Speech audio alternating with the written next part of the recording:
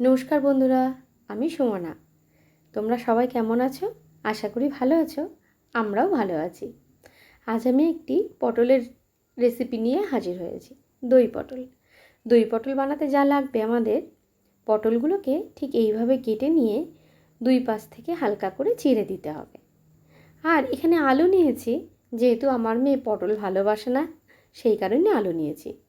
তাছাড়াও লাগছে জিরে গুঁড়ো, ধনে গুঁড়ো, কাশ্মীরি লঙ্কা গুঁড়ো, হলুদ গুঁড়ো, শুকনো লঙ্কা গুঁড়ো, আদা বাটা, আর এই 7-8টা মতো কাজু আর কয়েকটা লঙ্কা আর টক দই।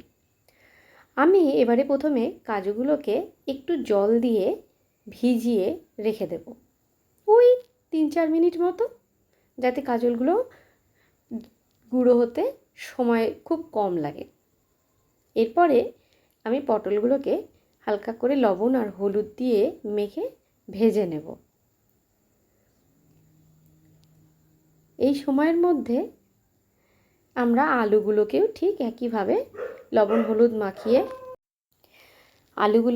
একইভাবে আমি মাখিয়ে রেখে দিলাম লবণ হলুদ। খুব সহজেই এই রান্নাটা করা যায়, 15-20 মিনিট হয়তো সময় লাগে। এরপরে আমি গ্যাসে কড়াই চাপিয়ে দেব, আর তার আগেই ভেবে নিচ্ছি যে তাহলে টক দইটা আর এই কাজু আর কাঁচা লঙ্কাটা বেটেই রাখি, তারপরে একেবারেই বসাবো ভাজতে। তাই মিক্সিং বলে একটু পেস্ট করে নিলাম। পেস্টটা ঠিক এই রকম হবে। এরপর গ্যাসে কড়াই বসিয়ে দিলাম, সর্ষের তেলটাও দিয়ে দিলাম, দিয়ে আস্তে আস্তে করে পটলটা ভেজে নেব, হালকা লাল লাল করে একটু ভেজে নেব। তোমাদের এই রেসিপিটা কেমন লাগলো আমাকে কিন্তু অবশ্যই কমেন্ট করে জানিও।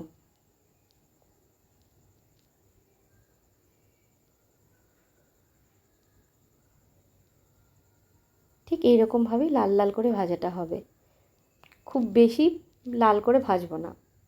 এরপরে ঠিক ওই একইভাবেই আমরা আলুটাকেও ভেজে নেব। এটা একদমই অপশনাল, যেহেতু আমার মেয়ে ভালোবাসে না পটল খেতে, সেই কারণেই এই আলুটা দেওয়া। তারপর সব মশলাগুলো দিয়ে ঠিক এইভাবে কষিয়ে নেব। সব মশলাগুলোকে দিয়ে কষিয়ে নিয়ে হালকা একটুখানি জল দেব।